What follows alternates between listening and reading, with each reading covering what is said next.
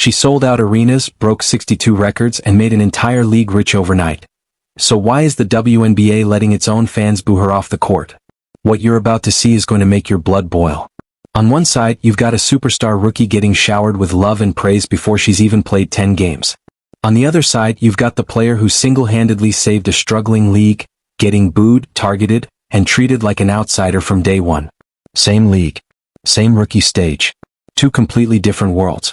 Stick around because by the end of this video, you'll understand exactly why the WNBA might be sabotaging the greatest opportunity it has ever had, and you will not believe how deep this goes. Welcome back to WNBA Analysis, and let's break it all down. Man, this is wild. This is genuinely wild. We've got Aya Wilson heaping every kind of praise imaginable on Olivia Miles. Praise she has never, not once, extended to Caitlin Clark.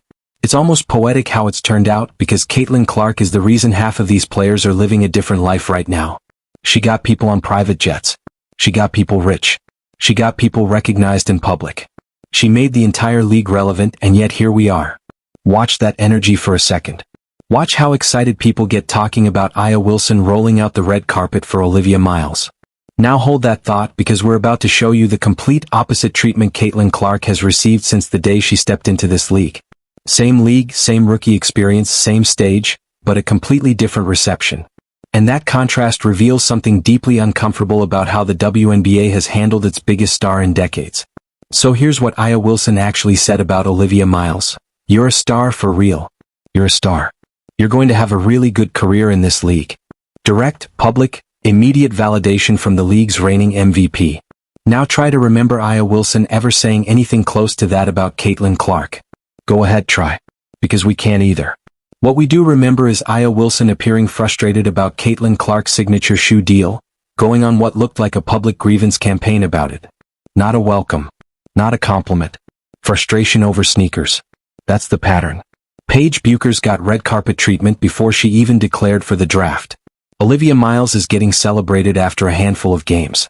But Caitlin Clark, the player who brought in millions of new viewers, who sold out arenas in opposing cities, who generated more revenue in a single season than some franchises see in 5 years, got treated like she wasn't even welcome in her own league. Listen to that crowd. That's booing. At an All-Star Game. Fans booing Caitlin Clark during player introductions at the 2025 WNBA All-Star Game in Chicago. Let that sink in. The player who made the All-Star Game must-watch television again, who pushed ticket prices toward $400, who packed nearly 19,000 fans into that arena, booed during her own introduction. How does something like that even happen? How does a league turn its single biggest asset into a villain in the eyes of its own crowd? Because this isn't an accident. This has the fingerprints of an ongoing pattern, dismissal, resentment, and jealousy that started the moment Caitlin walked into the league and never really stopped. And now it's working. Fans are turning on her, not because of anything she's actually done, but because an entire season of subtle signals taught them to. There's also the matter of guilt by association. A fan with zero connection to Caitlin Clark or the Indiana Fever, someone who by all accounts actually supports Paige Bueckers, sent inappropriate messages to Chelsea Gray. That fan had nothing to do with Caitlin. Nothing. And yet somehow that incident got pinned to Caitlin Clark's fan base in the broader conversation. Once that association gets repeated enough times across enough platforms, people stop questioning it, they just accept it as fact. That's how reputational damage works in the modern media landscape. You don't need proof. You just need repetition. Now let's talk about the All-Star Game itself because what happened on that court says everything about how this era has been handled. Fans paid roughly $400 a ticket. Add flights, hotel rooms in downtown Chicago, food, transportation.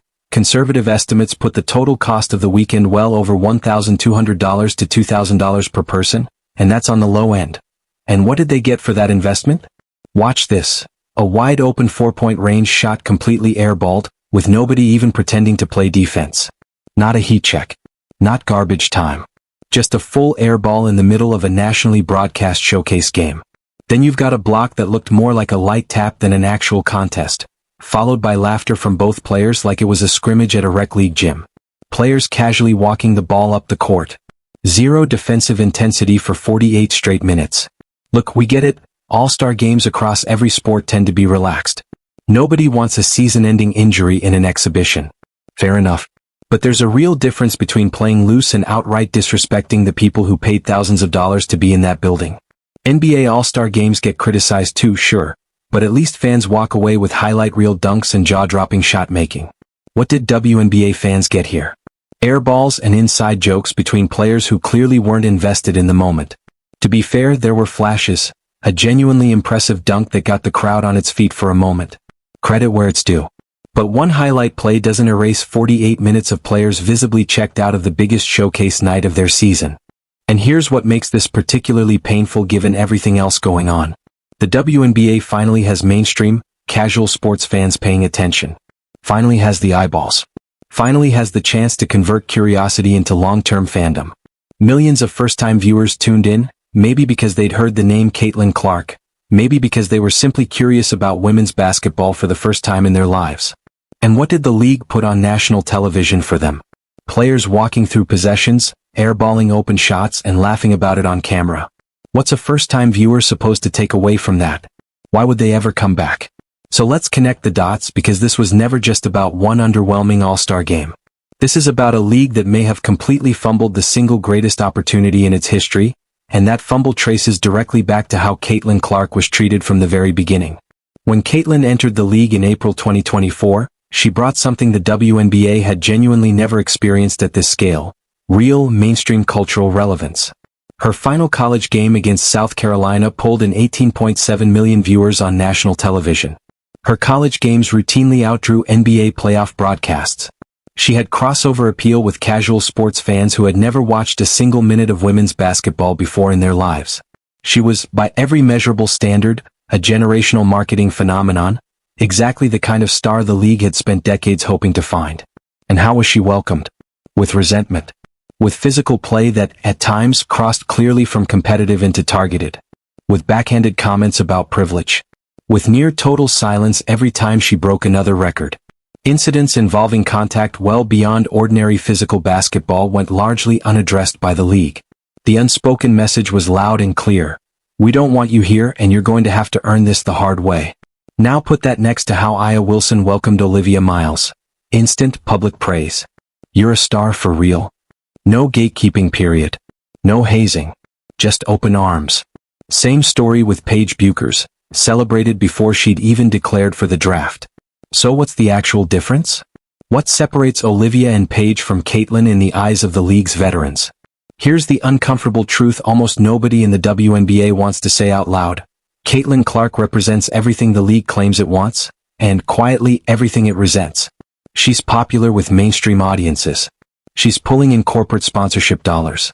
She's driving ratings and rising salary caps that are lifting every single player in the league.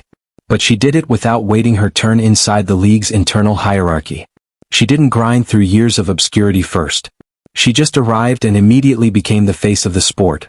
And to players who spent nearly a decade flying commercial, playing in half-empty gyms, and fighting for scraps of media coverage, that can feel deeply unfair. It's an understandable human reaction. It's also completely counterproductive. Because here's what gets lost in all of this. Caitlin Clark's success doesn't subtract from anyone else's. It doesn't diminish Aya Wilson's MVP seasons, or Breanna Stewart's championships, or Sabrina Ionescu's elite skill set. A rising tide lifts every boat in the harbor. More eyeballs on Caitlin means more eyeballs on everyone. More corporate money means bigger paychecks league-wide. More attention means more opportunity, full stop. This should have been treated as a gift. Instead, an entire season was spent, whether intentionally or not, trying to cut the moment down to size. And now, in 2025, we're watching the consequences play out in real time. Fans booing at All-Star games. Casual viewers confused about why the player who got them interested in the sport in the first place seems to be so unwelcome. The narrative has quietly shifted from exciting young star to controversial figure. And once that shift happens, it is brutally hard to undo. The All-Star Game disaster is just one more symptom of the same underlying issue. Too much energy spent on internal politics and grievances, and not nearly enough spent remembering that professional sports is, at the end of the day, entertainment, and entertainment has to actually entertain. 19,000 people showed up expecting to watch the best players in the world compete. Instead, a huge chunk of them watched players go through the motions like it was an inconvenience. That's not just a bad night of basketball. That's a business problem. And the most frustrating part of all this? It was completely avoidable. Imagine if the league's biggest stars had welcomed Caitlyn the way Aya Wilson welcomed Olivia Miles. Imagine if the physical targeting had actually been addressed instead of quietly ignored. Imagine if the players who benefited most from the attention had recognized the opportunity instead of resenting it. The WNBA could be riding the single biggest wave of popularity in its history right now. Instead, it's watching new fans learn to boo its brightest star. So where does this actually go from here? Caitlyn Clark isn't going anywhere. She's too talented, too competitive, and too driven to let any of this derail her. She'll keep breaking records. She'll keep filling arenas. She'll keep pulling in viewers who've never watched a WNBA game in their lives. But the relationship between her and the league itself? That damage might not be so easy to undo. Every time a moment like the All-Star booing happens, it reinforces the exact narrative the league can least afford, that it doesn't fully appreciate the success she's handed it. The real question isn't whether Caitlyn Clark is going to be okay. She will be. The real question is whether, 5 years from now, the WNBA looks back and realizes it completely botched the single greatest opportunity in its history, that the resentment, the gatekeeping, and the silence cost it a chance to build something historic. Because treating your biggest star like an outsider while rolling out the red carpet for everyone else isn't just a bad look. It's a genuine, measurable, organizational failure. Look, if this video made you feel something, if it made you angry, if it made you nod along, if it made you want to argue with me in the comments, that's exactly why this channel exists. We're not here to sugarcoat what's happening in this league. We're here to say the things a lot of people are thinking but afraid to say out loud. And honestly, we can't keep doing that without you. Every single subscribe means this conversation reaches one more person who deserves to hear it. So if you believe Caitlyn Clark, or any player getting overlooked or mistreated, deserves better, do me a personal favor right now. Hit that subscribe button, tap the bell so you never miss the next one, and drop a comment telling me exactly how you feel about this. I read every single one. This channel is built by people like you who refuse to look away from the truth, and I need you in this with me. Don't scroll past this one. Subscribe now because the next story might be the one that changes everything. So what do you think? Is the WNBA's treatment of Caitlyn Clark the biggest fumble in modern sports history? Or are the players justified in making her earn her respect the hard way? Drop your honest take in the comments below. I want to hear both sides. And if you haven't already, subscribe to WNBA Analysis so you never miss a breakdown like this one. Because this story is far from over, and how this league handles it from here will decide whether the WNBA finally capitalizes on this moment, or wastes the biggest opportunity it's ever had.